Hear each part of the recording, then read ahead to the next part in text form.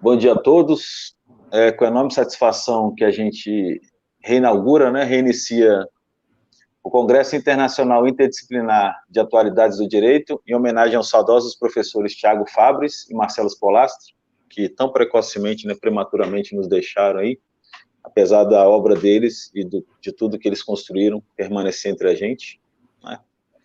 Queria agradecer ao professor Geraldo Prado por ter aceitado o nosso convite. É uma honra, professor, tê-lo aqui, saiba disso. Espero poder contar com o senhor num outro congresso que eu estou organizando com o professor Jacinto, apesar dele não ter autorizado eu dizer isso, mas com ele só sobre juiz de garantias. A gente já convidou um juiz do Chile, do México, do Uruguai, 2 de Cuba. Espero que o senhor possa participar em março do ano que vem, mais ou menos. Tá? Queria agradecer ao Vitor. Vitor, sua presença é sempre brilhante aqui, representando o CAUF, os alunos da UFES, esses alunos que tanto orgulham o Espírito Santo, solo capixaba. Agradecer ao Marlon, meu amigo aí, que está junto comigo nas aulas da UFES, que fez mestrado na UFES.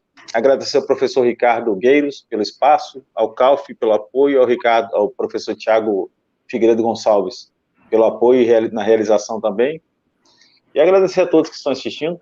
Eu vou passar a palavra agora para o Vitor, que vai fazer a apresentação meio pseudo-formal do professor Geraldo Prado, que dispensa apresentações, mas só para atender aí a cartilha.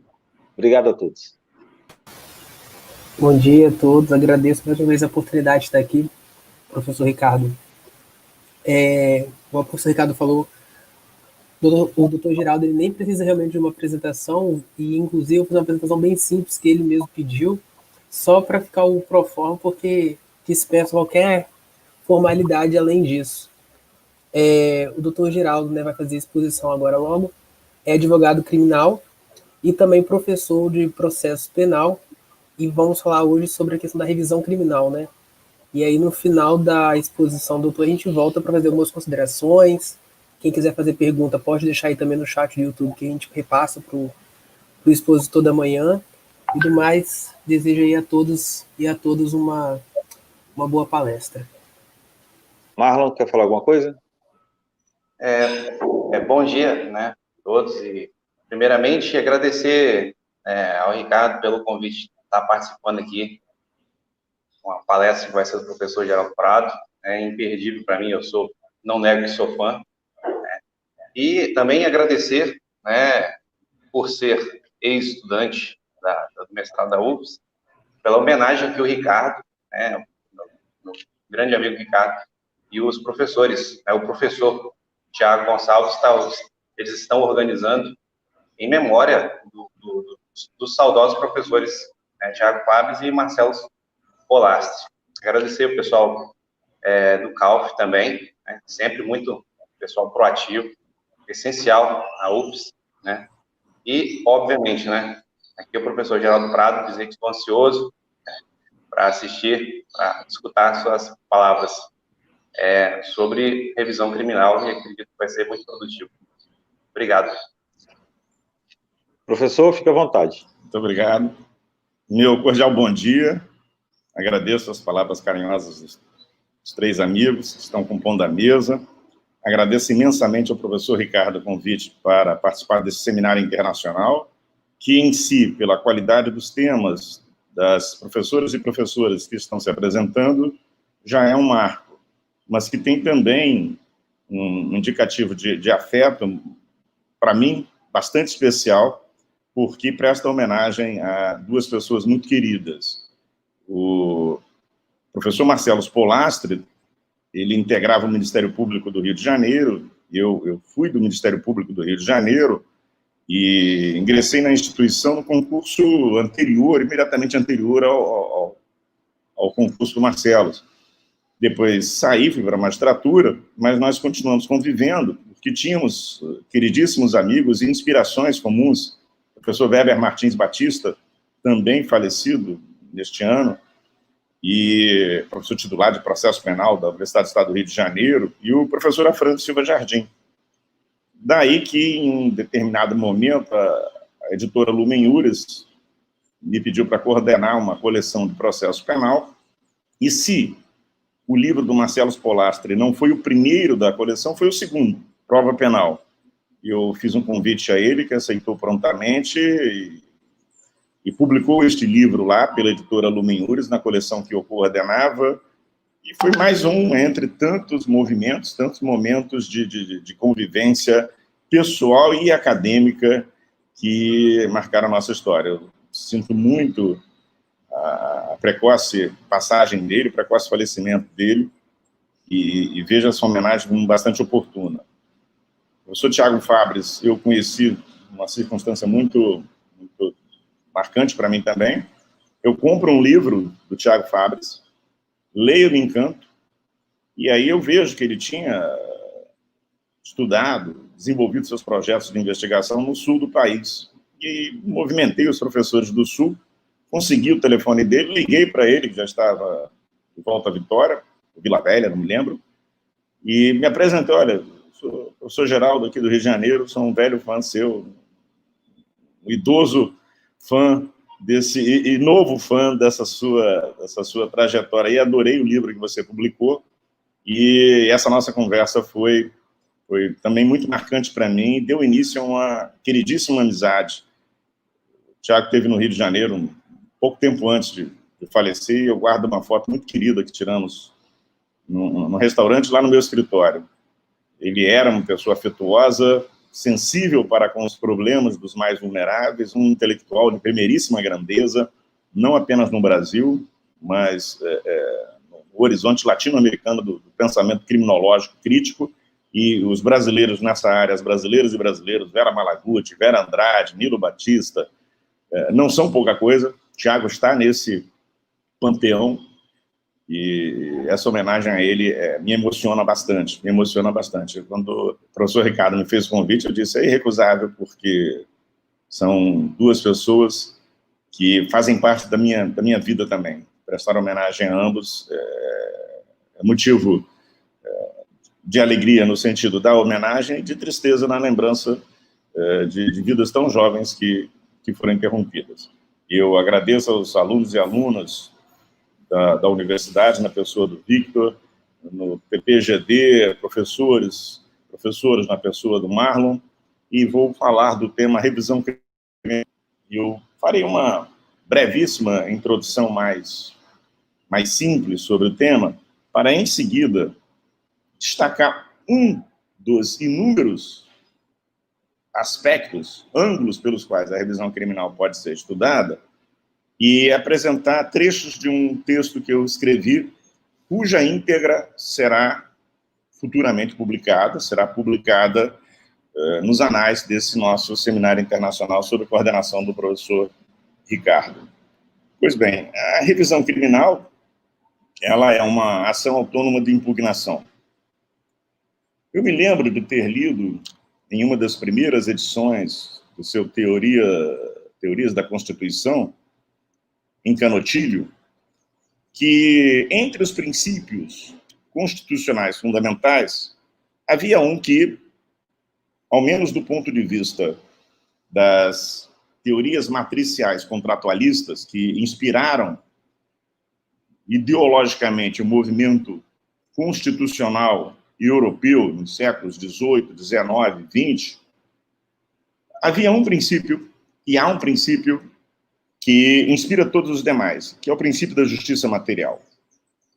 Ainda que eu não seja um contratualista e que entenda que essa ficção contratualista ela tem problemas, ela carrega consigo uma série de problemas, porque ela ignora a divisão da sociedade em classes e a divisão da sociedade em grupos, e busca uma identidade entre situações sociais, econômicas e culturais bastante diversas, terminando por favorecer os grupos mais poderosos, por mais que, concretamente, a ideologia contratualista ela tenha desembocado num tipo de organização sociopolítica que é problemática, que resiste a desenvolvermos ações práticas no sentido de uma igualdade material que respeite as diferenças entre todos nós,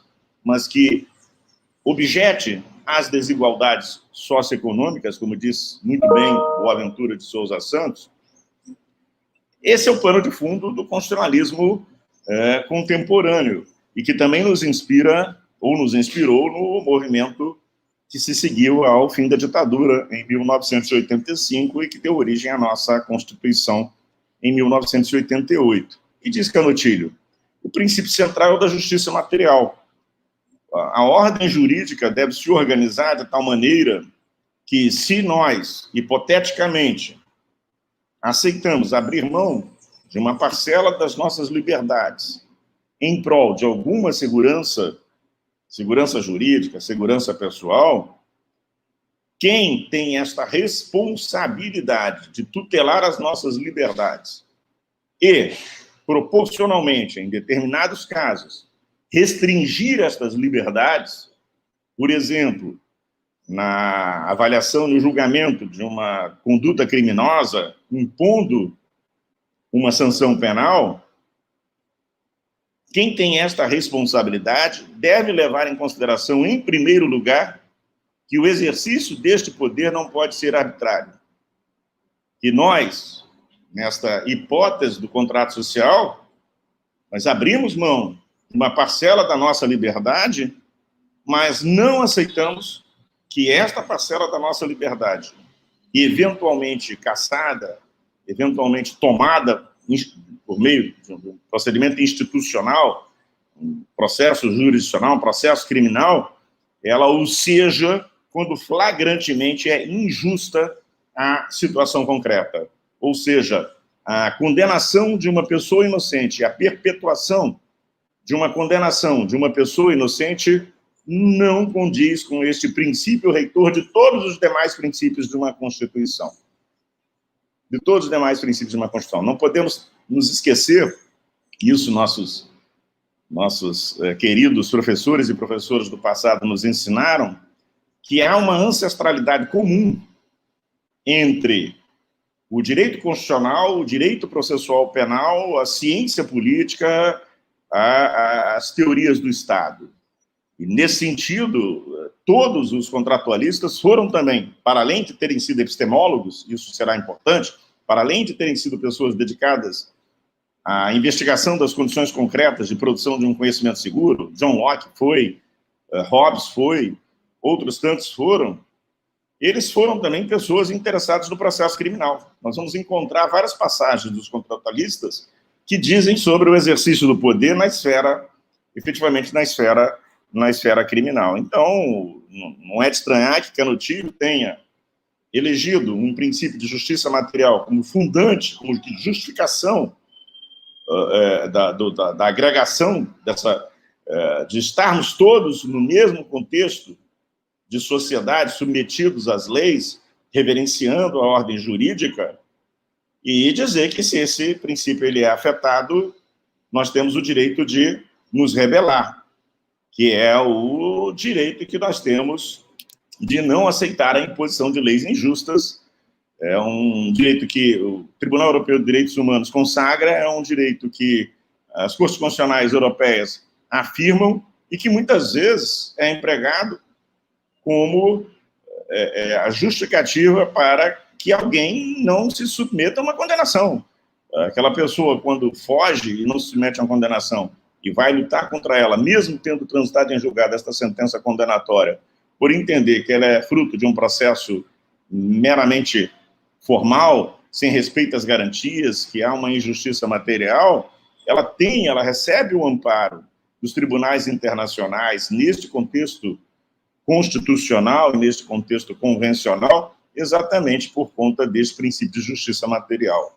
É um princípio de justiça material que também vai explicar que, mesmo em se tratando de direito processual, quando lidamos especificamente com direito processual penal, não há uma obrigatória simetria de recursos, de armas, de oportunidades para os dois sujeitos que antagonizam a acusação e o acusado. Esse princípio de justiça material, ele estabelece um limite para o poder punitivo, que é o do processo, e que nós conhecemos pela noção de devido processo legal. Este é um limite para o poder punitivo. Não interessa se realmente aquela pessoa que foi julgada era culpada, mas se ela foi absolvida e a sentença absolutória transitou em julgado, ela não poderá ser processada novamente pelo mesmo fato. Conhecemos isso por meio de um conceito muito importante, que é o da proibição do bis in idem, é o ne bis in idem. Não se pode processar alguém duas vezes pela prática de um mesmo fato.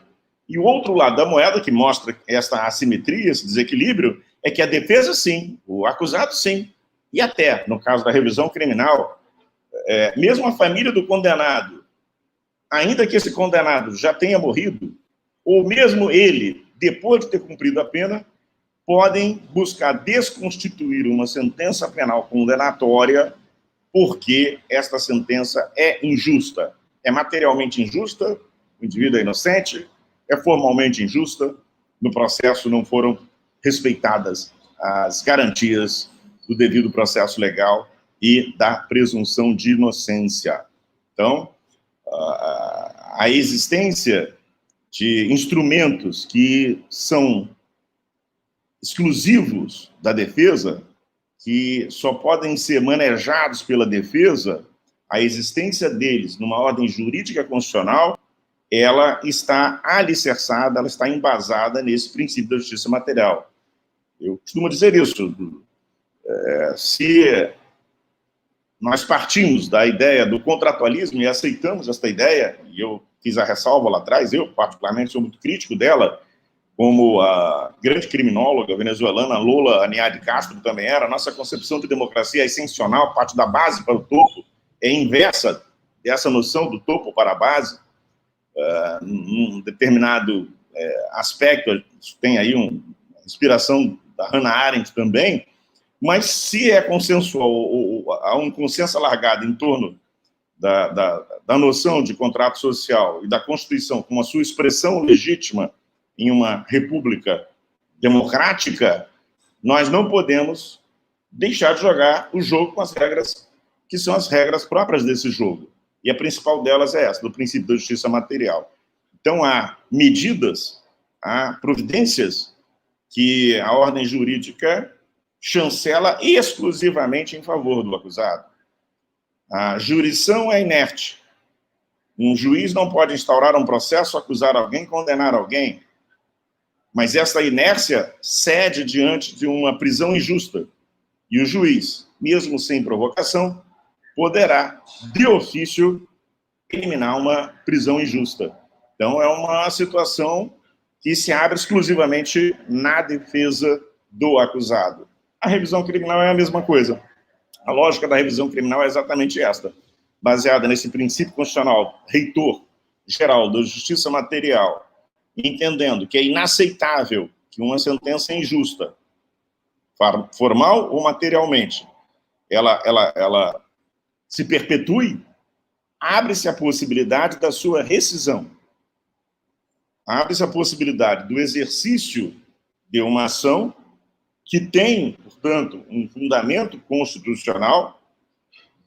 Esta ação vai impugnar a sentença transitada em julgado, vai impugnar o decreto condenatório, que já não pode mais ser alvo de uma apelação, de embargos infringentes, de um recurso especial, de um recurso extraordinário, porque essas vias estão preclusas. O que era possível fazer para impedir o trânsito em julgado foi feito ou não foi feito, e não há mais como modificar esta sentença condenatória tida, então, como definitiva. A partir daí, se há indicativos de uma injustiça nesta condenação, o meio próprio é uma ação que se dirige contra a decisão de mérito que consolida a condenação. Se foi a sentença condenatória proferida pelo juiz em primeira instância, se houve uma apelação, mas a apelação não foi conhecida, portanto, e ao trânsito em julgado da condenação, portanto, a ação de revisão criminal, ela vai impugnar aquela sentença condenatória proferida pelo juiz de primeira instância. Isso é muito importante, porque sabendo qual é o objeto da ação de revisão criminal, nós também definimos a competência. Quem é que vai julgar essa revisão criminal? É sempre uma instância superior àquela responsável pela emissão da decisão condenatória de mérito. Então, nesse meu exemplo, se a sentença condenatória ela foi alvo de uma apelação, mas a apelação não foi conhecida, portanto, o Tribunal de Justiça, o Tribunal Regional Federal, eles não apreciaram o mérito da causa, a condenação é da sentença. A condenação ela é originária da sentença do juiz de primeira instância. E acima deles está exatamente o tribunal, a ação de revisão criminal será proposta perante o Tribunal de Justiça, o Tribunal Regional Federal. Se a apelação é conhecida e no mérito é desprovida, ou se o acusado havia sido absolvido, o Ministério Público apelou, a apelação do Ministério Público foi conhecida e foi provida, a condenação agora já é uma condenação do Tribunal de Apelação, do Tribunal de Segundo Grau, do Tribunal de Justiça, do Tribunal Regional Federal. E a competência para a ação de revisão criminal passa a ser do Superior Tribunal de Justiça. E assim sucessivamente, até chegarmos a um plano em que isso já não é mais possível e o Supremo Tribunal Federal passa a ser o juiz competente das revisões criminais contra seus próprios julgados. A ideia clássica da revisão criminal, ela esbarra numa dificuldade. Há um grande autor, um excepcional autor, na minha opinião, português, pouco conhecido no Brasil, mas que deveria ser mais lido. Ele se chama João Conde Correia. E eu vou ler o trechinho, a epígrafe do artigo que enviarei em homenagem a Tiago e Marcelo. João Conde Correia, o mito do caso julgado e a revisão propter nova, é o título. A momentosa problemática da sentença penal condenatória injusta, uma pequena parte deste grande problema, também não desperta na nossa jurisprudência grandes paixões. Se algum sentimento houvesse para destacar, seria mesmo a indiferença, ou até o repúdio instintivo e não o aplauso generalizado. Ao longo dos séculos, a revisão foi normalmente encarada como um ataque ao prestígio imaculado do Poder Judicial, ou pelo menos como uma mera sobrecarga de trabalho inútil. Em regra, um ato desesperado de quem procura a todo custo uma absolvição injusta. A jurisprudência tem ainda hoje grande dificuldade em reconhecer os seus próprios erros. Essa frase final do João é excepcional. Há uma má vontade a priori com a ação de revisão criminal. Porque a ação de revisão criminal, um pouco como os embargos de declaração, ela opõe a justiça aos seus erros. Ela implica na admissão de que houve um julgamento que decidiu de forma errada. E há uma reação. Essa reação, ela é uma reação institucional, essa perspectiva do João Conde Correia, correta, que os processualistas penais deveriam prestigiar mais, é uma perspectiva institucional, mas, pelo ângulo da análise dos discursos, nós vamos encontrar uma justificativa para a resistência à revisão criminal e que vem muito de uma indevida incorporação de conceitos processuais, do processo civil, processuais civis, no campo do processo penal, que é o da garantia constitucional da coisa julgada. A coisa julgada também é uma garantia constitucional. Portanto, uma ação que tem por pretensão a desconstituição de uma sentença transitada em julgado, ela ameaça a coisa julgada. Ela, hipoteticamente, ameaça outra garantia constitucional. O discurso de restrição ao exercício da ação de revisão criminal, o seu equivalente no processo civil é a ação rescisória. o discurso de restrição ao conhecimento, ao cabimento e mesmo ao julgamento do mérito da ação de revisão criminal está apoiado nessa ideia aparentemente generosa de se preservar a coisa julgada como garantia constitucional. Mas, como eu disse, e recentemente, num encontro promovido pelo professor Jacinto Nelson de Miranda Coutinho, pelo Observatório de Práticas Inquisitoriais, sob a direção dos queridos Marco Aurélio, Leonardo Costa, numa homenagem merecidíssima ao professor italiano Franco Cordeiro, como eu disse naquela oportunidade, é preciso também entender a Constituição não como um mito ou como uma Bíblia.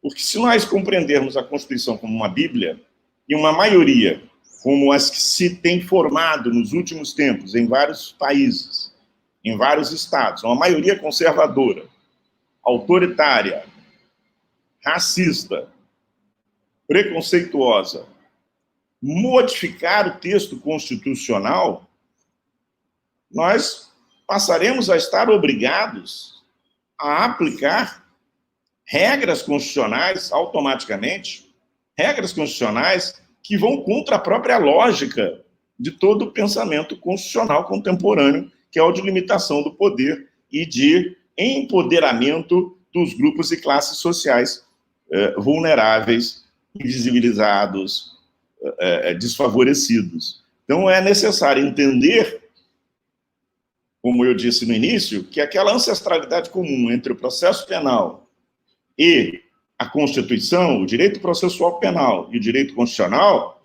ela tem por trás uma teoria do Estado que começa a ser trabalhada ali com Nicolau Maquiavel, a noção das razões do Estado e uma percepção de que era necessário impor limites ali, limites a poderes que poderiam concretamente ser exercidos de forma arbitrária.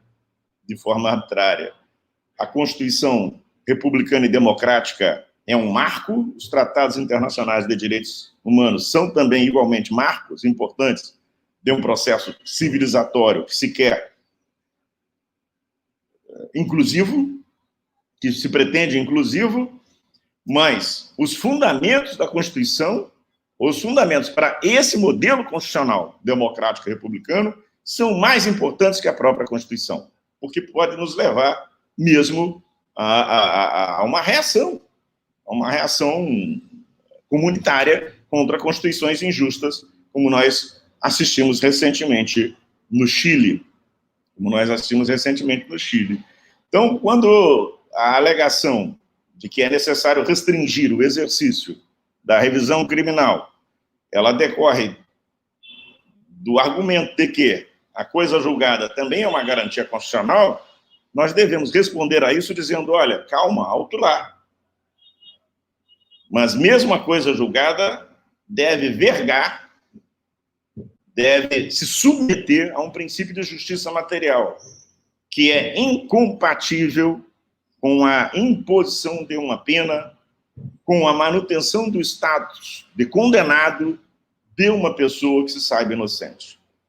Eu não vou falar aqui do Innocence Project, eu não vou falar de um dos fundamentos da revisão criminal, que é o surgimento de novas provas, mas eu sugiro às alunas e aos alunos, aos professores e professoras, que acompanhem esse excepcional trabalho que no mundo todo tem se desenvolvido, e no Brasil tem uma liderança muito grande de queridas colegas, da Dora, da Flávia Hall, que são também integrantes do Instituto de Defesa do Direito de Defesa, são as responsáveis pelo Innocence Project no Brasil, e que têm mostrado com a evolução da tecnologia e sua aplicação à produção da prova, que é possível concluir pela injustiça de um sem número de condenações, algumas delas supostamente estribadas em provas científicas, como exames de DNA, por exemplo, que há 15 anos eram considerados a verdade, a expressão da verdade mais absoluta, e que 15 anos depois, com o avançar das tecnologias, o avançar da ciência, se percebe que tinham falhas ali e que essas falhas, concretamente, levaram à condenação de pessoas inocentes. Então, tem aí, digamos, esse é o caso mais comum da revisão criminal, que é a revisão criminal proposta com base em provas novas. Mas eu quero falar de outro tema. Eu quero falar da possibilidade da revisão criminal não prevista no artigo 621 do Código de Processo Penal. A revisão criminal está tratada, o estatuto jurídico dela, ordinário, está no Código de Processo Penal, a partir do artigo 621. E o artigo 621, ele estabelece 3 hipóteses gerais de fundamentos para a desconstituição de uma sentença condenatória transitada em julgado, de fundamentos para a revisão criminal. Eu vou falar de uma situação que não está prevista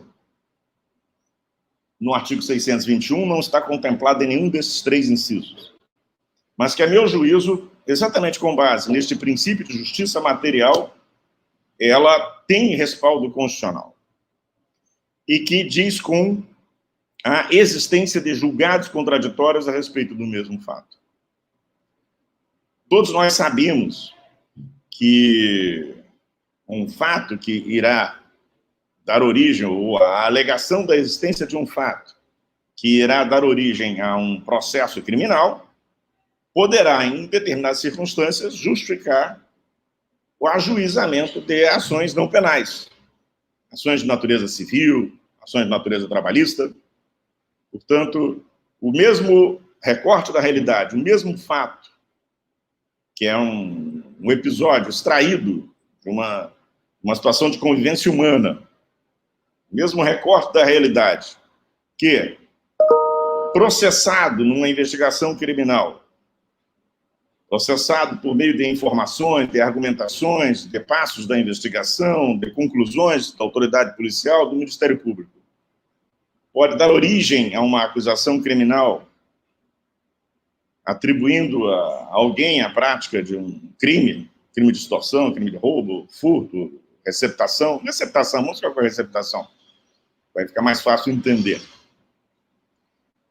Isso pode ensejar a existência de um processo civil, ou porque a vítima ela sustenta que ela tem esse direito à reparação do dano e não quer aguardar a conclusão do processo criminal. Todos nós sabemos, o Código Penal estabelece que o trânsito em julgado da sentença penal condenatória torna certa a obrigação de reparar o dano, mas a vítima não quer esperar, pretende propor um processo civil para, desde logo, ter garantido a sua posição patrimonial, ou é o próprio acusado. Eu, em sala de aula, eu dava o exemplo do indivíduo que empregado lá da Microsoft. Ele é um engenheiro de sistemas, tem um contrato, e pelo contrato que ele tem com a Microsoft, os direitos autorais da sua produção intelectual nesse contexto eram automaticamente transferidos para a Microsoft. E ele, obviamente, não poderia ceder a título gratuito oneroso a criação lá de softwares, de programas de computador, para quem quer que seja, porque não era dele, estaria cedendo algo que não lhe pertence. E aí, concretamente, esse indivíduo, ele vende uma invenção dele, uma criação dele, um programa, para uma outra pessoa, para uma outra empresa. E é processado criminalmente por violação de direito autoral de software. Só que ele tem um processo contra a Microsoft, dizendo o seguinte: olha, essa nossa relação aqui, ela valia enquanto vocês cumpriam as condições de vocês do contrato. Vocês descumpriram, vocês da Microsoft descumpriram em relação a mim as condições do contrato. E, portanto, me desoneraram. Isso é causa da extinção do contrato que nós havíamos estabelecido. Quando eu vendo o software para outra pessoa, já o faço porque eu criei e é minha propriedade. Isso é minha propriedade. Então, ele que é réu no processo criminal por violação de direito autoral softwares, né, de programas informáticos, ele é autor de uma ação que quer declarar que aquela relação jurídica extrapenal ela não existe, que, portanto, a criação era dele. E é evidente que há influência da matéria. O recorte da realidade é o mesmo. Mais amplo num aspecto, menos. Peço desculpas, está passando aqui um carro eleitoral aqui, não sei se vocês ouvem, mas ele passou. Tá? Mas recorte é maior no processo civil, no processo extrapenal, menor no processo penal, mas o fato da realidade é o mesmo. E o que é que, em geral, nos ensinam e o que é praticado nos tribunais? Afirma-se uma independência, uma autonomia entre instâncias. E, a partir de lições que são auridas exatamente de um berço do processo civil e que retornam a Carnelucci, se diz o seguinte, olha, se, por acaso, as sentenças do processo civil e do processo penal transitarem em julgado sem que uma influencie a outra, e estejamos diante de uma hipótese de solução contraditória em que o juiz criminal condena esse engenheiro, que diz, você violou o direito autoral da Microsoft, e o juiz extrapenal diga, julgo procedente o pedido, o engenheiro é o dono do direito autoral, se essas duas sentenças transitarem em julgado, Carnelucci vai dizer, olha, a sentença do processo não penal não poderá servir de base para a revisão criminal, porque não é possível afirmar que ela é melhor em qualidade ou faz mais justiça que a sentença do processo criminal. Elas são equiparadas. Não se pode estabelecer um juízo superior a esses dois juízos já definitivos que vá investigar em cada processo a inteligência dos juízes, a capacidade de compreender os fatos, a atividade das partes, a maneira como as partes se portaram durante o processo, se produziram boas provas, se produziram más provas. São situações autônomas, independentes, e que, por isso mesmo, segundo essa doutrina, não poderão ensejar uma solução que autorize a revisão criminal. O direito português enfrentou essa matéria. Um importante jurista português, ele vai dizer algo a respeito, eu vou ler aqui vou ler duas passagens, uma do professor Germano Marques da Silva, professor da Católica, lá de Lisboa, e outra passagem da professora Maria João Antunes, professora da Universidade de Coimbra. Deixa eu só pegar aqui o restante aqui. Então, vai dizer, digo eu, né? Em atenção à concreta realidade, o direito processual penal português contempla como causa de revisão da sentença condenatória transitada em julgado a superveniência de uma sentença inconciliável com a primeira. A causa está prevista, ainda que se trate de sentença civil. Afirma a propósito o extraordinário Germano Marques da Silva, e eu vou dizer aqui, vou ler o texto do Germano. O princípio da justiça exige que a verificação de determinadas circunstâncias anormais permita sacrificar a segurança que a intangibilidade do caso julgado exprime, quando dessas circunstâncias puder resultar um prejuízo maior do que aquele que resulta da preterição do caso julgado, o que é particularmente sensível no domínio penal, em que as ficções de segurança dificilmente se acomodam ao sacrifício de valores morais essenciais. Prossegue o professor. Constituem fundamentos da revisão exclusivamente pro réu. Os fatos que serviram de fundamento à condenação forem inconciliáveis com os dados como provados noutra sentença e da oposição resultarem graves dúvidas sobre a justiça da condenação. Segue ele. Antes de mais, note-se que a lei não exige que ambas as sentenças tenham natureza penal. A lei só exige inconciliabilidade da sentença penal condenatória com outra sentença, sem restringir a natureza desta. Aí, volto eu. A professora Maria João Antunes, da Universidade de Coimbra, igualmente ressaltará o cuidado de não perpetuar uma condenação em caso de dúvida provocada por sentenças inconciliáveis. Diz a professora Maria João Antunes.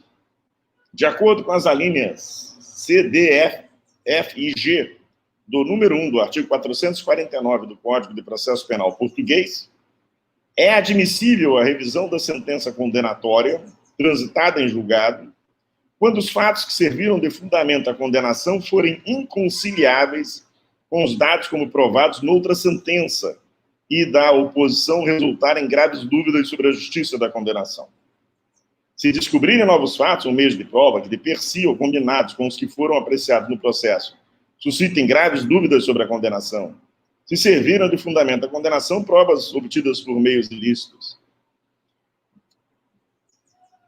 seja declarada pelo Tribunal Constitucional, se for declarada pelo Tribunal Constitucional, a inconstitucionalidade com força obrigatória geral de norma de conteúdo menos favorável ao arguido, que tenha servido de fundamento à condenação. Uma sentença vinculativa do Estado português proferida por instância internacional for inconciliável com a condenação ou suscitar graves dúvidas sobre a sua justiça. E depois eu vou citar o direito italiano e outras ordens jurídicas, mas o que interessa? No direito brasileiro não há esta previsão. E por que não há esta previsão? Não se trata apenas de uma reverência à coisa julgada como garantia constitucional. Uma garantia constitucional de quem? Do Ministério Público, da sociedade? Não sei, não. Na área do processo penal, quando se trata, no âmbito do processo penal, quando se trata de sentença condenatória, não se trata apenas disso. E tampouco se trata só, embora também se trate de, tampouco se trata desta questão institucional da proteção do próprio prestígio da justiça. Esta tentativa de se tornar impermeável a qualquer questionamento sobre o erro da jurisdição. Os juízes são muito sensíveis a que se diga, olha, vocês erraram. Estas regras que estão no nosso Código de Processo Penal, elas dispõem sobre a revisão criminal na perspectiva do Estado Novo. Elas estão no Código de Processo Penal como parte de uma arquitetura processual penal idealizada com mãos de ferro pelo então ministro da Justiça e Interior do Estado Novo, Francisco Campos, sobre a comissão, na parceria com o principal líder, a principal inteligência intelectual da reforma do Código, por um ato de Estado ali, um período não democrático, Nelson Gria. Então, esta parceria, Francisco Campos e Nelson Gria, estabelece um mecanismo de rescisão de condenações, dificultando o seu exercício para fortalecer a feição punitiva do Estado por meio da sua instituição Justiça Criminal. Havia ali um fundamento político, uma razão política. Havia uma razão política. E a razão política era essa. A revisão criminal, ela não pode ser facilitada porque nós necessitamos do processo criminal como um meio de controle social. Estamos falando de 1941 no Brasil. Mas a Constituição, em 88, ela vem, hipoteticamente, em tese, a Constituição vem para eliminar o que Leonel Brizola chamava de entulho autoritário. Para dizer, olha, essas práticas autoritárias, a legislação autoritária, a mentalidade autoritária, tudo isso que vigorou entre nós, da chegada das caravelas até 1988, tem que ser revisto e tem que ser eliminado se estiver em desarmonia com as nossas novas regras, os nossos novos princípios. E entre os novos princípios, entre as novas regras que a Constituição de 1988 estabeleceu, encontra-se a injustamente controvertida presunção de inocência. Pela primeira vez, do ponto de vista da positivação constitucional, a presunção de inocência ingressa no texto de uma Constituição brasileira, no inciso 57 do artigo 5º. É exatamente esse caráter de novidade da presunção de inocência como uma regra que provocará uma profunda reação institucional que nós sentimos até hoje.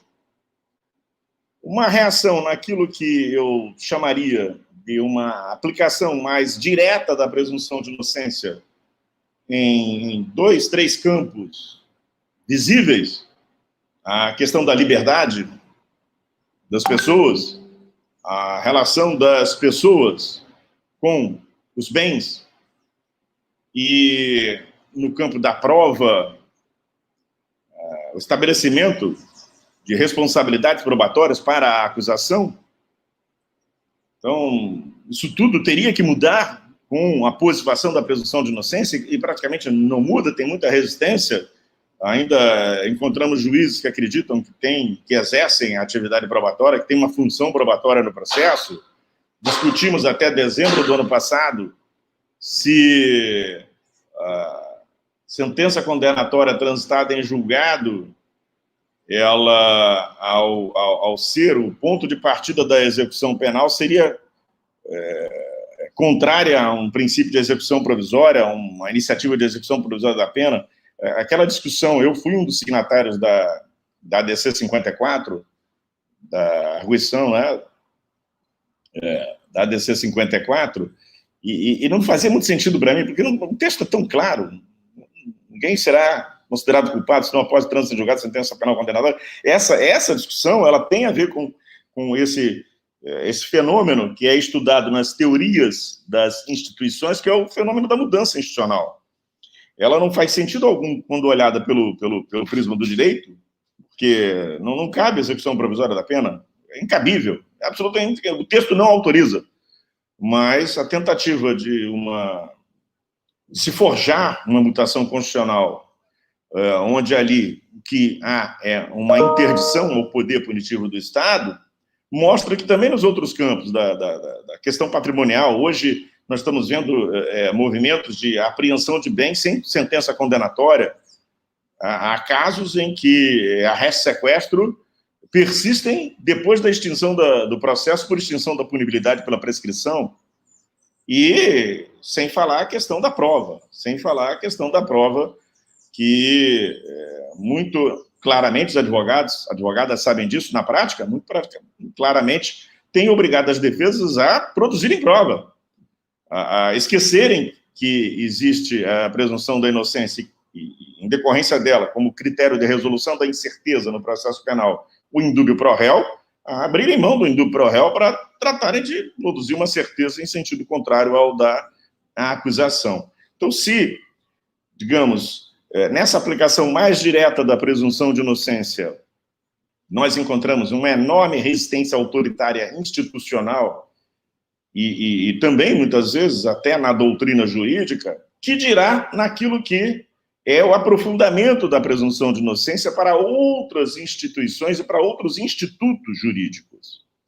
E a revisão criminal sofre disso. Ela, no Brasil, ela está intocada pela presunção de inocência. Tanto no campo da produção dogmática, da produção da doutrina processual penal, como na prática, uma sustentação de autonomia de instâncias, independentemente das evidentes questões prejudiciais, heterogêneas, que se caracterizam, como nesse meu exemplo, se o contrato do acusado,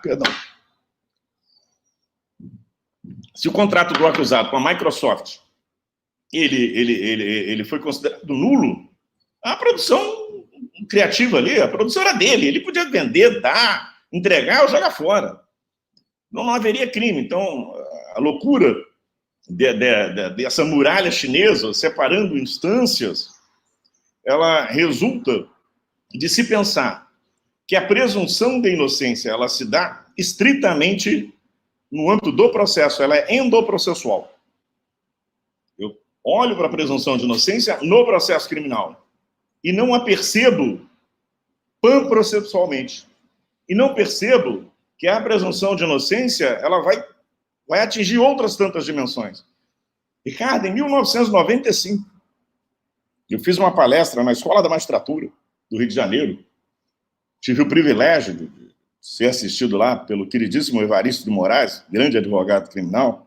Me lembro disso, depois conversávamos a respeito, em que eu disse, olha, e na época não tínhamos redes sociais. Olha, a comunicação social, a mídia, os grandes jornais, as grandes redes de comunicação, elas exercem poder concreto. Portanto, elas estão sujeitas à presunção de inocência. Elas são obrigadas a respeitar a presunção de inocência. Elas não podem tratar os temas que são temas relacionados à imputação de responsabilidade penal sem consideração à presunção de inocência, quer abrindo espaço ao direito de resposta, quer limitando mesmo a forma de divulgação dos fatos criminais. Então, ali, em 1995, nós estamos em 2020. Se aquela discussão foi considerada revolucionária, até hoje, há muita dificuldade em aceitar que pessoas de direito privado estão obrigadas pela presunção de inocência também, que dirá perceber que a presunção de inocência como uma proteção contra o exercício arbitrário do poder punitivo do Estado, ela se opõe a juízos de incerteza. Ela é adversária de situações de incerteza. Situações de incerteza que podem se dar endoprocessualmente, quer dizer, especificamente no processo criminal, ou que podem resultar da comparação entre o julgamento daqueles fatos, dos mesmos fatos em processos distintos. Julgamento dos mesmos fatos em processos distintos. Não se trata, eu responderia a Carnelucci, não se trata de julgar quem julgou melhor, não se trata de ter um meta-julgamento para aferir se foi o juiz criminal mais inteligente, o juiz não penal é mais preparado para o assunto. Se trata de reconhecer que, se as duas instituições são válidas, se o processo criminal é válido, e se o processo civil, trabalhista, ou seja, ele é válido, se ambos são válidos, o resultado contraditório deles, que é fático, é uma contradição fática, uma coisa, aí eu tenho um princípio de exclusão, ela não pode ser ela e o seu oposto, aqui nesse exemplo, não há como ela ser ela e o seu oposto, dão origem a um estado de incerteza. Um estado de incerteza que a presunção de inocência também trata, para dizer, olha, eu desautorizo aquela sentença condenatória definitiva, porque já não temos mais certeza absoluta de que a condenação representa o melhor resultado para o caso criminal, E o fundamento, voltamos ao início da minha fala, o fundamento é esse princípio de justiça material. Que é a inspiração das próprias ações autônomas de impugnação, particularmente da própria revisão criminal.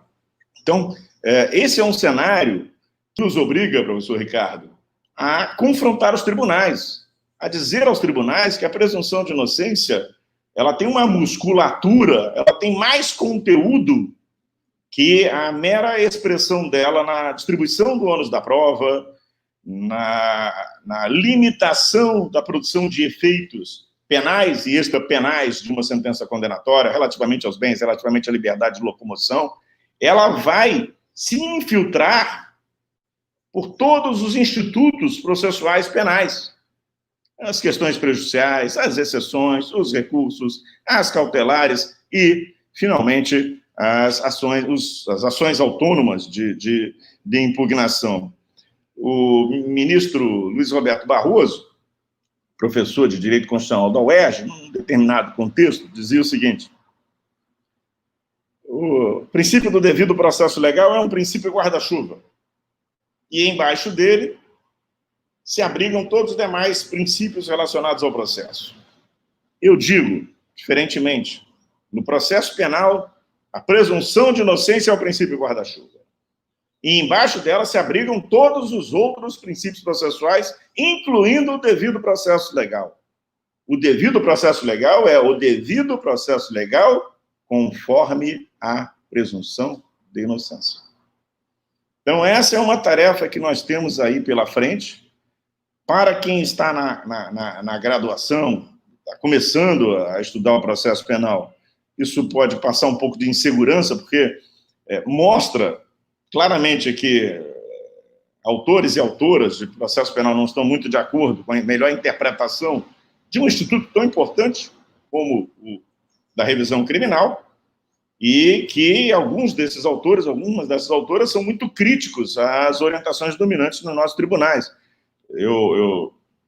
Lá atrás, eu ia caminhando para o fim, para abrir para vocês, por favor, ficarem inteiramente à vontade aí com esse questionamento, mas eu lembrando de quando eu caminhava na direção do prédio da UERJ para fazer a minha inscrição no vestibular, para concorrer para a Faculdade de Direito, isso nos anos 70, durante a ditadura.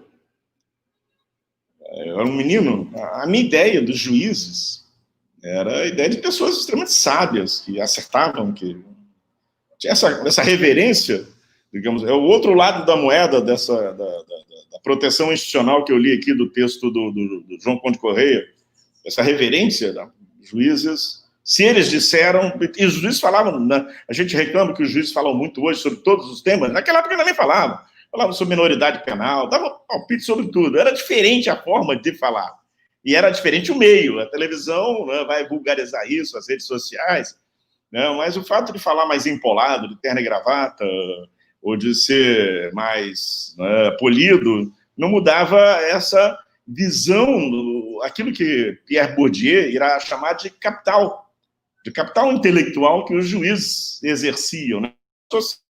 A palavra do juiz era um argumento por si só, por maiores que fossem bobagens que o juiz estivesse ali dizendo.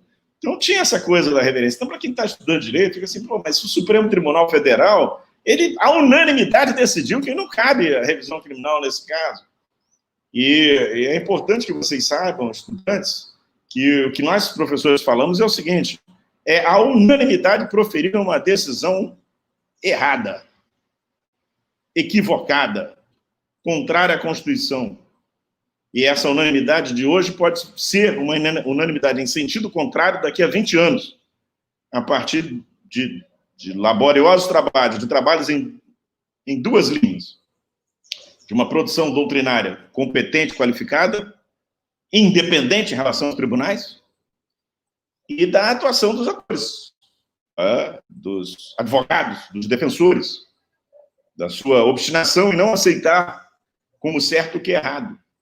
E também, dentro do Ministério Público e da magistratura, daqueles atores que compreendem que uma Constituição que seja republicana e democrática e que seja uma limitação efetiva ao poder do Estado, no sentido do seu poder punitivo, que seja um freio contra o arbítrio, ela é um dos maiores bens que uma sociedade pode efetivamente cultivar. Então, eu lhe devolvo a palavra, professor Ricardo, agradecendo muito essa oportunidade de ouro de prestar homenagem a meus queridos amigos e ficando inteiramente à vontade aí para que nós possamos conversar um pouquinho mais. Obrigado. Professor, obrigado. Preciso dizer que depois de uma palestra dessa, qualquer coisa que a gente diga vai parecer, vai soar como inútil, redundante ou copioso. Mas eu preciso dizer que toda vez que eu ouço o senhor, eu fico impressionado e queria te agradecer por mais essa aula que o senhor deu para a gente. Tá?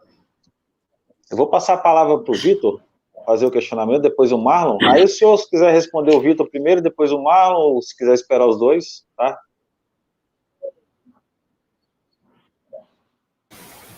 Eu faço das palavras do professor Ricardo as minhas. Realmente foi uma abordagem bem completa, no sentido de totalidade mesmo, que abarcou até uma questão histórica, né, e vem digredindo sobre a questão da revisão criminal. Eu fiz umas anotações aqui, o professor, em relação à questão da presunção da inocência, e eu fiz algumas outras anotações e eu pensei em formular um questionamento, mas eu vou passar primeiro para o Marlon, porque eu estou com medo de fugir um pouco do tema, e aí sair um pouco do processo penal e ir para mais uma questão social, abarcando o direito processual penal. Então eu vou passar para ele, e aí qualquer coisa eu volto depois e faço essa colocação, que aí não há perigo de fugir do tema. Obrigado, Vitor. Mais uma vez, né, agradecer a oportunidade, professor Ricardo, por estar participando aqui desse congresso, estando aqui em uma sala virtual com o professor Geraldo Prado, né? É uma grande honra para mim estar participando. Eu fiz algumas anotações aqui, mas que são também, como o Ricardo já antecipou, até redundantes, né? Mas eu tenho, assim, uma vontade de tentar compartilhar aí desse sentimento, porque talvez o professor, com certeza, né? O professor Geraldo Prado já passou por isso e pode ter talvez algum pensamento novo para transferir para mim, né? Sobre, primeiro, né? Por todo o discurso, por toda a fala, é possível extrair, assim, temas possíveis de dissertação e de doutorado infinitas, né, na fala. São várias aí.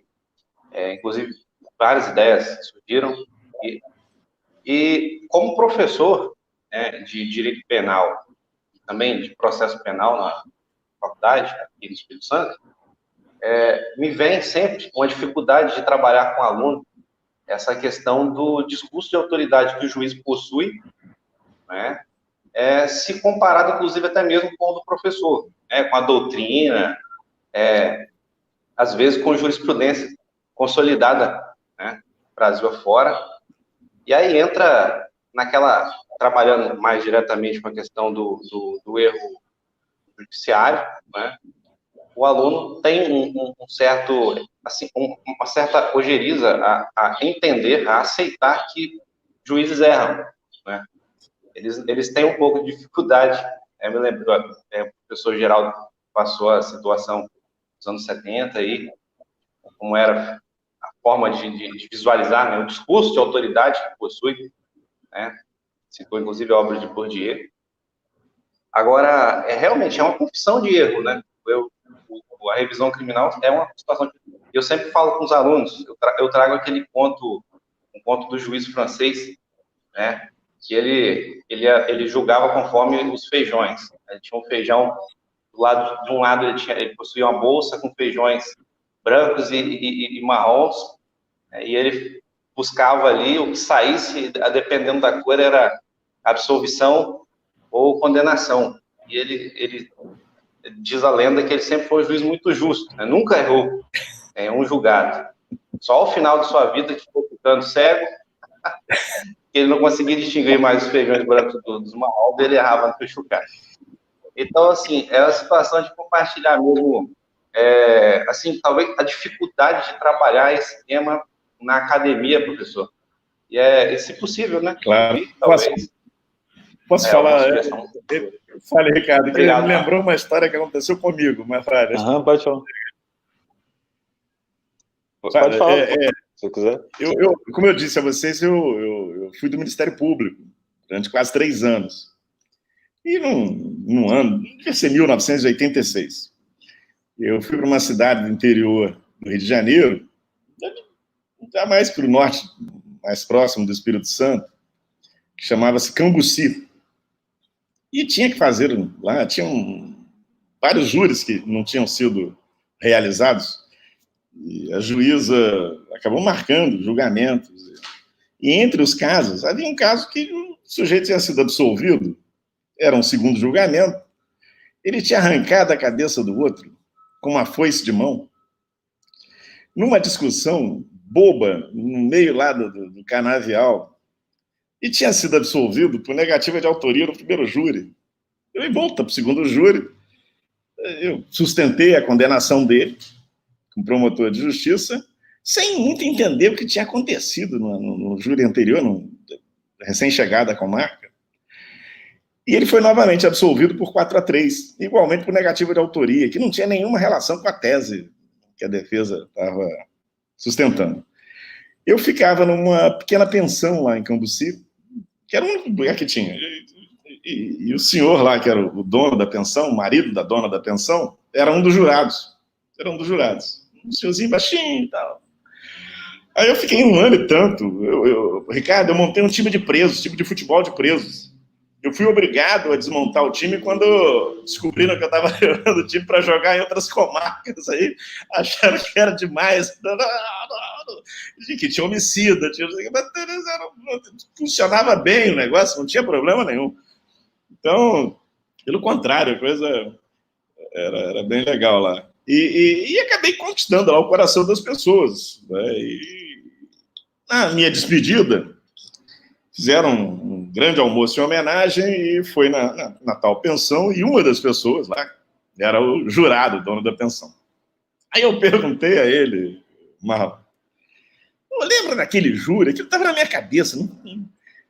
Lembra daquele júri da foice de mão, que o cara arrebenta o pé? Tudo começou porque era um reloginho, os garotada não vai nem saber, era o início dos relógios digitais. Aí a vítima tinha vendido o relógio pro agente, ele não pagou, aí a vítima foi reclamar, e o cara se sentiu ofendido, arrancou a cabeça da vítima com uma foice de mão. E isso era incontroverso, tudo, né?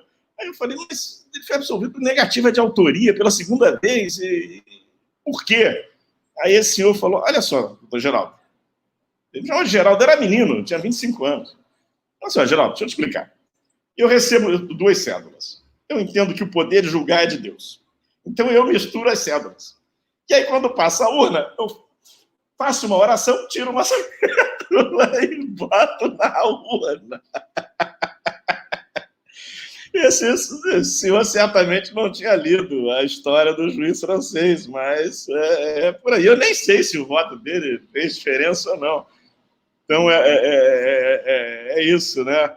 Deixa eu te falar algumas coisas, Marlon, que eu considero importantes. Eu não abordei aqui, mas é fundamental, nesse tema da revisão criminal, um domínio do direito penal material. Então, no Brasil, por muitas décadas, o processualista se achava parente do processualista civil e tinha uma certa ojeriza em relação aos penalistas. E eu já venho 2 décadas insistindo, olha, um professor de processo penal que não seja um expert em direito penal material não pode ser um bom professor de processo penal, isso é impossível. Então, o conceito da conduta, ele é importantíssimo, e o seu significado social, para demarcar esse espaço de superposição, de encaixe das condutas que são tratadas nos diversos processos, no penal e não penal. Então, tem, digamos, um campo dogmático aí, de uma interseção entre o direito material e o direito processual, que no tema da revisão criminal é central. Um trecho desse meu escrito, eu trabalho o conceito de conduta no direito material para mostrar que, e trabalhei esse contexto, né, o conceito de conduta e o conceito de prova. E o conceito de prova, para mostrar como há uma necessária comunicação entre uma coisa e outra. Sobre a autoridade, o argumento de autoridade, em 2010 eu desenvolvi estudos em âmbito de pós-doutoramento na Universidade de Coimbra. E o resultado desses estudos foi publicado pela editora Lumen Iuris, pela editora Marcial Pons, são 3 textos, um texto meu, um do meu orientador de estudos de pós-doutoramento, professor Rui Cunha Martins, e outro do meu querido colega, que também desenvolveu esses estudos de pós-doutoramento lá em Coimbra, o Luiz Gustavo Grandinetti. O título desse livro é Decisão Penal, pela Marcial Pons. E a minha investigação é exatamente sobre a ideia da autoridade A noção da autoridade como demarcação das categorias do direito penal, penal material, processual penal, no Brasil, no período autoritário. Como por que a voz do juiz ela vai ter esse impacto social e de conformação de subjetividades que nos leva a situações extremas, em que o sujeito olha para uma parede que é branca e diz, essa parede é vermelha, e ela fica vermelha. Há um famoso, né, brocardo sobre a coisa julgada, que é o seguinte: res judicata faz de albo negro et de quadrado rotundo. A coisa julgada faz do branco negro e do quadrado redondo.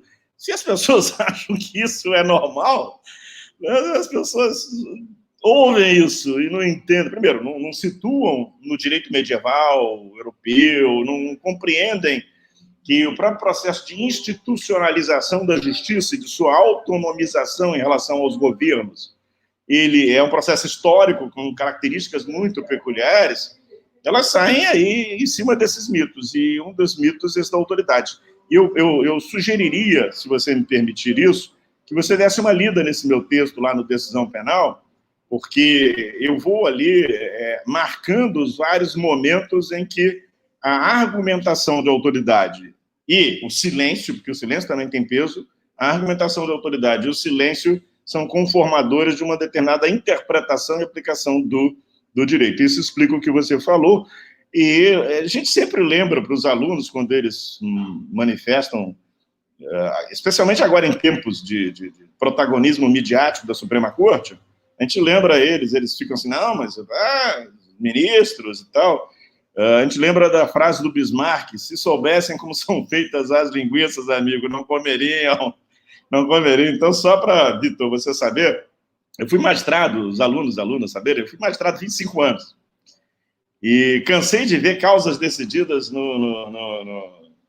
tinha lá no Tribunal de Justiça, tinha um restaurante, tinha uma área reservada lá para os juízes. De vez em quando eu almoçava lá, era raro, mas de vez em quando eu almoçava. E quando eu almoçava, com muita frequência, eu via a causa ser decidida no palpite na mesa do almoço, entendeu? Sabe aquele palpite que a gente vê muito do tio, do WhatsApp? Não conhece nada do processo, não leu nada do processo, mas tem uma certeza absoluta de tudo. Então é aquilo, quando você dá palpite no processo alheio sem ter lido nada, aí o outro vira, é isso mesmo. Eu falava isso mesmo, eu pensava, a tragédia está consumada. Então, a gente fala isso, Marlon. Olha, quando você se encontrar com a realidade, você vai ter uma profunda decepção. Transforme a sua decepção em energia para transformar, para mudar a realidade para alguma coisa que seja melhor. O Ricardo, ele menciona a iniciativa, provavelmente vocês estão trazendo o Eduardo Galhardo, né, no ano que vem, e outras pessoas, a questão da discussão do juiz de garantias.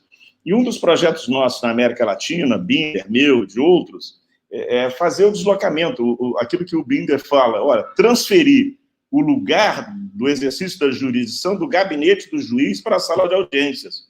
Realmente fazer uma transformação na oralidade de tal maneira que essa coisa do almoço, essa coisa, tudo isso que são interferências externas, tem um peso muito menor, porque vai estar todo mundo ali junto, defesa, acusação, público, vai estar todo mundo nesse contexto de unidade da audiência. É isso. Não sei até hoje o que saiu da mão do jurado lá, não faço ideia. O Galhardo, professor, inclusive, já até aceitou. Aí eu espero contar com o senhor também, Márcio. O Vitor rubro-negro, pergunta agora? Deixar isso claro. Fã do Zico. Não sabia, vou mandar para ele agora. Eu sou rubro-negro e não sou fã do Zico. Ele é mais fã do Zico do que eu. Já são os melhores amigos a partir de hoje. Isso, ele é rubro-negro do Não, o Marlon também é flamenguista. Vitor, não sei. Aí vai depender do Vitor agora. Vitor, vamos ver se você continua. Eduardo Galhardo, ele vai me permitir essa indiscrição, mas é muito importante. Ele morou um período no Brasil, nos anos 70, aí ele se tornou fã do Zico, né? Porque a família foge da perseguição do Pinochet. Eles foram exilados políticos, o pai dele, um militante da democracia, dos direitos humanos. Então, esse menino, Eduardo Galhardo, ele vem para o Brasil com a família, fugidos ali, e por isso também se entende muito dessa inteligência dele, dessa capacidade, porque não é apenas um grande juiz, é especialmente um extraordinário dogmático do direito penal, do processo penal, e porque essa ligação dele com a democracia, essa coisa tão figadal dele com a democracia, tem isso que é bem bacana. Eu peço desculpas ao Galhardo, mas ele conta, se perguntar ele conta, às vezes ele conta, mas fica esse registro que é muito importante de ser feito. Vou mandar a foto do Zico para ele. Vitor?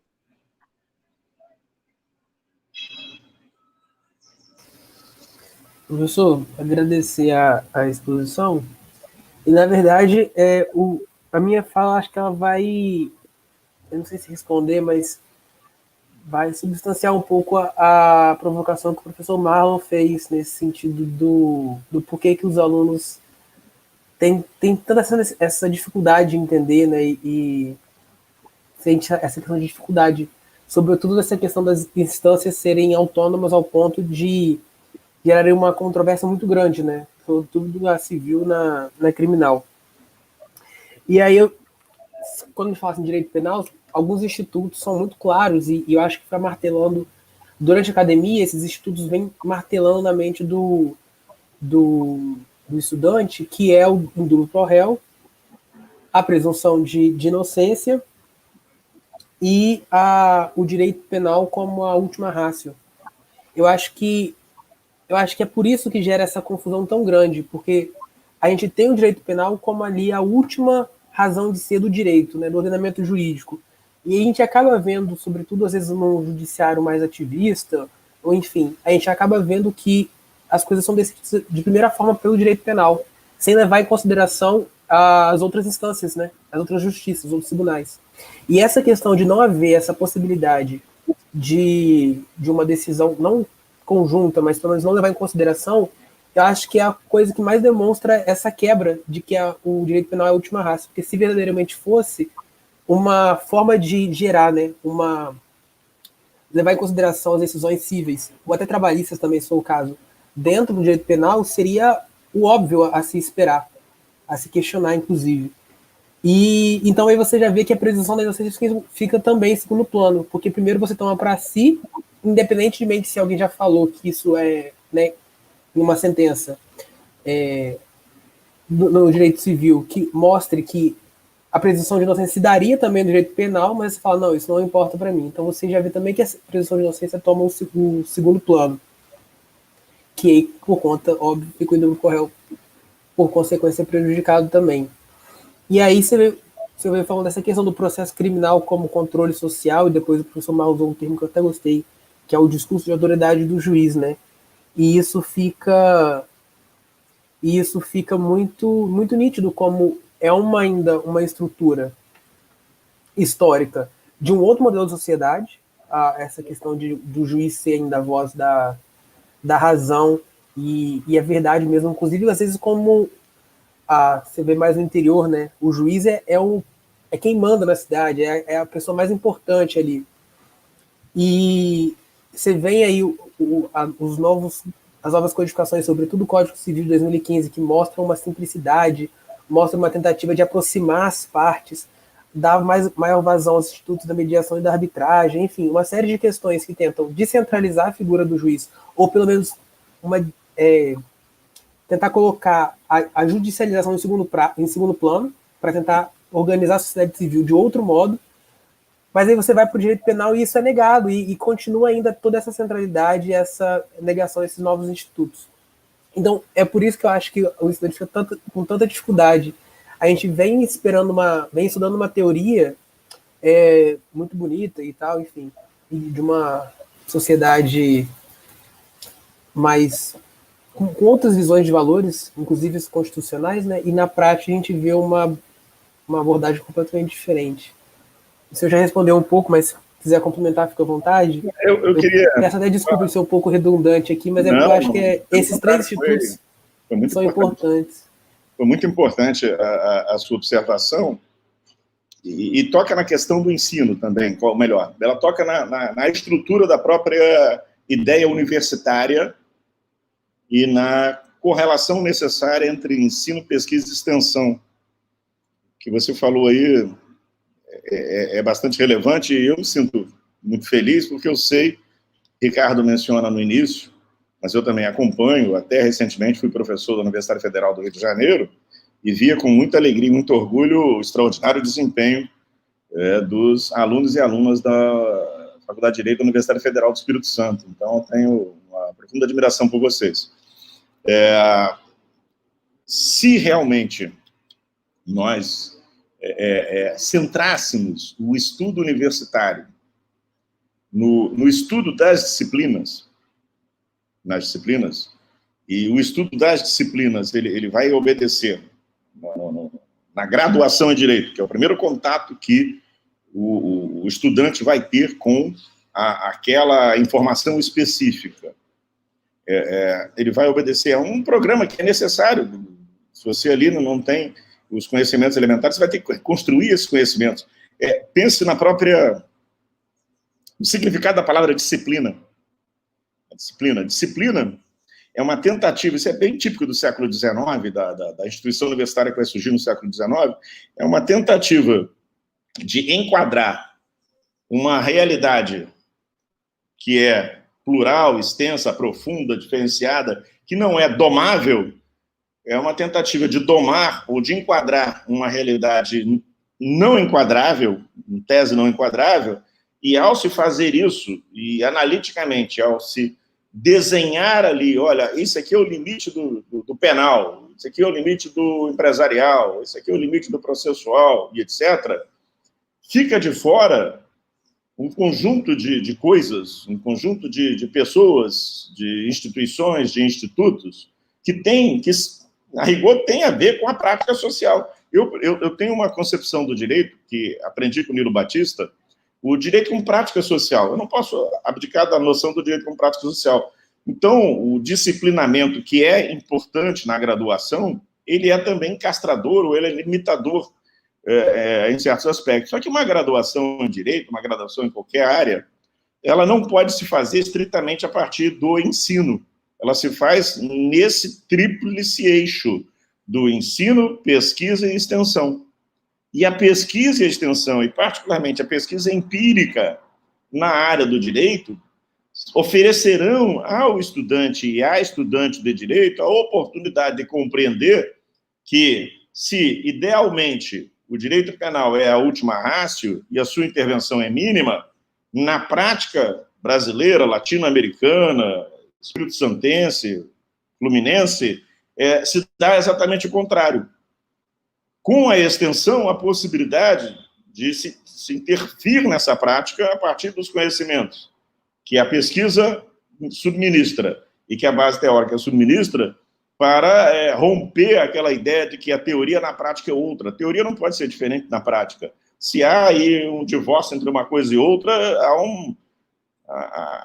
uma lesão aí, né? Há um engano de rótulos aí, há uma tentativa de se tornar alguma coisa mera fachada. Então, dizer isso para vocês, por isso eu iniciei elogiando, de coração, dizer isso para vocês não é dizer nada, porque vocês têm essa tradição aí na UFES, mas é muito importante que aqueles alunos e alunas que ainda não estejam sensibilizados à necessidade de na sua formação, incorporar pesquisa e extensão, eles compreenderem que se eles saírem sem a pesquisa e sem a extensão, eles vão se deparar com um mundo real que eles não vão entender. Vai ter essa dissonância cognitiva, Victor, que você mencionou. Ela vai produzir efeitos variados, né? A decepção, a frustração, ela pode levar a um desencanto com a própria profissão escolhida, pode levar a um exercício descomprometido da profissão, ou pode levar, já que é tudo assim, que é tudo rótulo, é tudo fachada, vou cuidar do individualismo possessivo, né? Vou cuidar da minha vida como tem que ser cuidada. E aí não tem os limites, e a gente assiste a profissionais em todas as áreas, advogados, juízes, policiais, integrantes do Ministério Público, funcionários públicos com formação jurídica, violando a ética e praticando atos que são contrários a uma noção de uma função tão importante do ponto de vista social, como são as funções relacionadas ao direito. Então, eu te diria, não em resposta, mas em complemento à sua exposição, que esse tripé não é coisa de gente chata que pensou a educação no Brasil. Ele é absolutamente imprescindível. Ensino, pesquisa e extensão. E isso é que pode, no final, valorizar o bacharelado de vocês. Obrigado. Eu posso só falar rapidinho, professor? Agradecer ao professor Giraldo. E aí o senhor falando dessa questão de ensino, pesquisa e extensão, eu acho que realmente é algo basilar e me fez lembrar que durante a minha graduação eu fiz parte de um projeto de extensão chamado Universidade do Cárcere, que inclusive quem encabeçou foi o professor Thiago Fabres, que a ideia era a gente ajudar numa prestação jurídica aos assistidos na UFES, que faziam trabalho em regime semiaberto, mas ainda tinha uma necessidade de um acompanhamento jurídico, e aí levou a questão de como a gente realmente poderia aprender a teoria na prática, né? E aí esse projeto cresceu um pouco e a gente começou a fazer estudos de dosimetria da pena, e aí eu me lembro que tinha até um servidor aqui do Fórum de Vila Velha, que ele se colocou para vir mais cedo, ele vinha pela manhã, de manhã cedo, cedinho mesmo, para poder auxiliar a gente, que a gente trazia os nomes das partes, a gente trazia todas as pessoas que nós iríamos assistir, e aí ele abriu o fórum de manhã não só para possibilitar a gente consultar os autos, né, com o advogado e tal, mas também para ele assistir, tirando dúvida dos alunos. Então você vê que realmente essa questão do tripé pensado não é uma mera questão formal, enfim, é uma questão mesmo de estruturar o conhecimento técnico-científico de um país, né? Que você forma um cidadão com uma outra visão de conhecimento técnico. E aí, por isso que até me coloco um tanto quanto contrário à modalidade de ensino 100% EAD e até outras formas de educação que a gente tem visto hoje em dia, por ser uma questão unicamente comercial, né? Ela não leva em questão a formação do indivíduo para a sociedade, mas tão somente a formação do indivíduo como uma justificativa de capital mesmo, né? De você trabalhar ali para manter a lógica do capital. Então, agradeço a colocação do professor que fez essa provocação, que eu acho que é importantíssimo a gente pensar isso, porque eu conheço poucas pessoas, eu passei por projetos de pesquisa, passei por projetos de extensão, mas na universidade isso não é muito comum, a gente falando isso, sobretudo em ciências sociais, né? O direito está dentro de ciência social aplicada, né? Dentro das áreas de ciência social aplicada, nem sempre a gente vê essa questão tão latente. Pelo menos a questão jurídica é muito pouco. Mas deixar ressaltado aqui que a nossa universidade, graças a Deus, tem promovido essa possibilidade aos estudantes. Inclusive, eu estou querendo voltar com esse projeto de extensão, Universidade do Cárcere. Eu estou começando com a Joyce, uma egressa do curso, que ela vai também estar se colocando à disposição de ajudar enquanto advogada agora, né? E aí eu fico aqui até o convite para o professor Ricardo, para o senhor também, o professor Giraldo, porque já percebi que, embora eu não conheça o professor Ricardo pessoalmente, eu conheci através desse congresso, eu já vi que o professor realmente tem uma veia acadêmica muito forte e fazer parcerias, e realmente gostaria de contar com a ajuda para levar esse projeto aí adiante. No mais, agradecer a possibilidade de mais um dia aqui, essa conversa foi realmente muito enriquecedora. Obrigado aí tanto ao professor Geraldo quanto ao professor Marlon também, que fez uma excelente colocação. Obrigado, professor. Eu vou dizer 3 coisas rápidas. Uma delas é que o Marlon é o maior exemplo, ele não vai gostar que eu vou falar dele, que ele não gosta muito. O Marlon é um exemplo clássico disso, porque ele é meu melhor aluno, porque, né, continua sendo. Eu aprendo com ele aprende comigo, então somos professores e alunos um do outro. Mas ele foi meu melhor aluno, ele foi aluno da iniciação científica que eu orientei, disso ele ganhou um prêmio de melhor iniciação científica, com o prêmio já ajudou a custear o mestrado que ele fez na UFES, fez uma excelente dissertação e hoje escreve um livro comigo, me dá essa honra.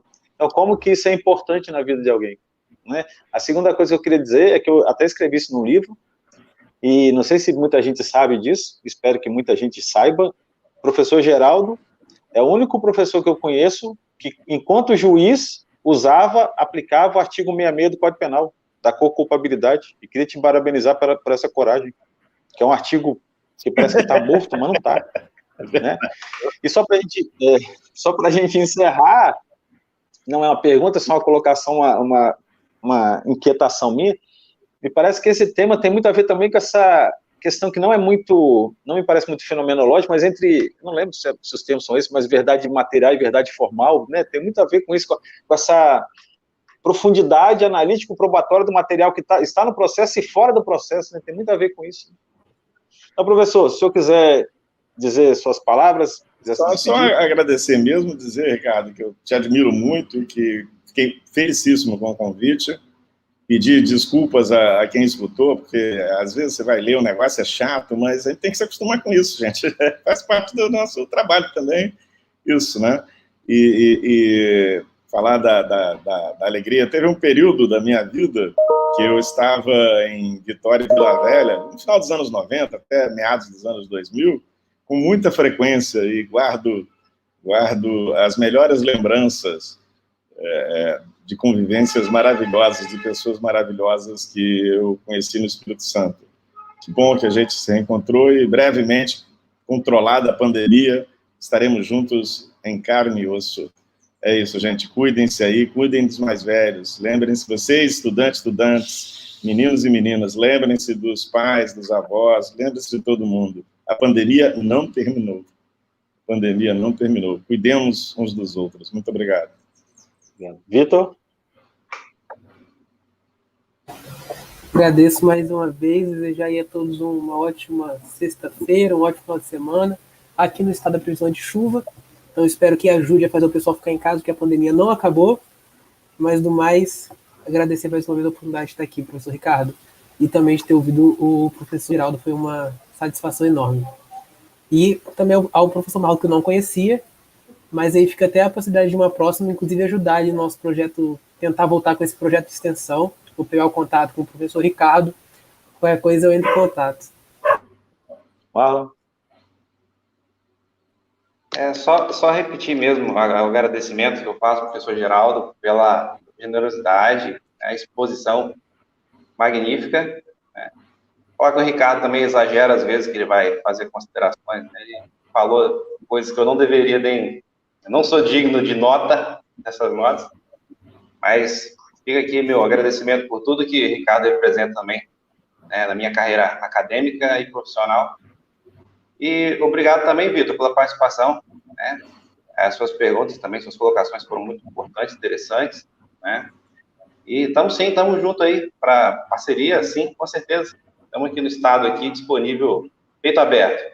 Professor Geraldo, muito obrigado pelas colocações. Não sei se vocês perceberam, mas o Vitor não falou para qual time que ele torce. Eu acho que ele ficou com medo, mas tudo bem.